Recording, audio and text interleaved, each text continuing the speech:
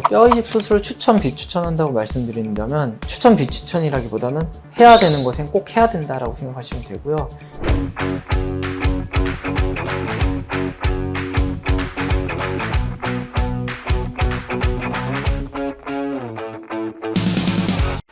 네, 안녕하세요. 잘 들여다보는 치과의사 황지호입니다. 여러분들이 임플란트 시술을 하시게 되시면 꼭 마주치게 되는 부가적 수식이 있는데요. 뼈이식 수식이 있습니다. 듣기 생소하실 수도 있고 뼈라는 게 가만두면 자라나는 게 아닌가, 꼭 필요한가 생각하실 수도 있을 것 같고요. 또 어떤 분은 뼈이식 하라는 분들도 있고 어떤 분들은 하지 말라는 분들도 있고 이런 게 좀 궁금하실 수가 있어요. 거기에 대해서 한번 알아보도록 하겠습니다.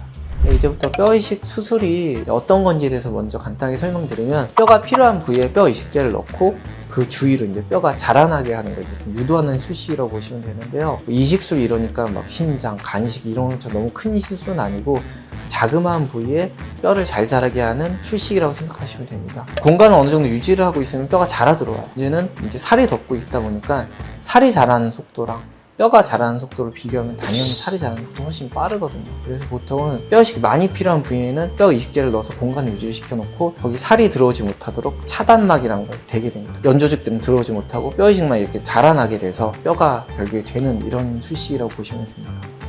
보통 이런 뼈 이식을 하게 되면은 어떤 걸 뼈 이식제로 사용을 하느냐, 이제 이런 거 궁금하실 수가 있는데 보통 4가지로 나뉘게 됩니다. 이제 첫 번째로 자가골, 환자 자신분의 뼈를 이용하는 방법. 두 번째로는 동종골, 내가 아닌 다른 사람의 뼈, 특수한 처리를 해서 가져오는 경우가 있고, 세 번째로는 이종골, 사람이 아닌 다른, 많이 쓰는 거 돼지나 소인데 거기서 유래한 뼈 이식제들이 있고, 마지막은 합성골, 인공적으로 합성한 뼈들이 있습니다.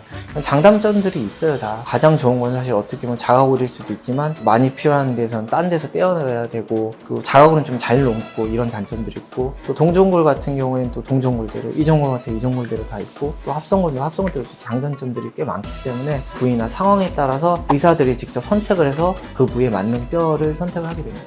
뼈 이식이 필수적인 분들이 있습니다. 당연히 이제 임플란트 심을 때 모자라신 분들 뼈가, 첫 번째는 선천적으로 뼈가 없으신 분들이 계시고, 두 번째로는 그 무취약 상태에서 오래 계셔서 뭐 틀니나 이런 거 사용하신 분들이 또 뼈가 녹아요. 이런 분들이 또 필요한 경우가 있고, 마지막으로는 이를 뽑기 전에 염증이 너무 심해서 원래만큼 뼈가 안 차서 주입뼈들을 하고 너무 뼈의 높이가 맞지 않는 경우, 이런 경우에도 뼈이식 필요하게 됩니다. 뼈이식 수술을 추천, 비추천한다고 말씀드린다면 추천, 비추천이라기보다는 해야 되는 것엔 꼭 해야 된다라고 생각하시면 되고요. 의사분께 왜 필요하냐고 물어보시면 아마 이해를 하기 쉬우실 겁니다. 지금까지 잘 들여다보는 치과의사 황지호였고요. 오늘 말씀드린 뼈이식에 대한 방법이나 필요한 것, 어떤 재료를 넣는지가 유익하셨다면 구독, 좋아요, 알림 설정 부탁드립니다. 감사합니다.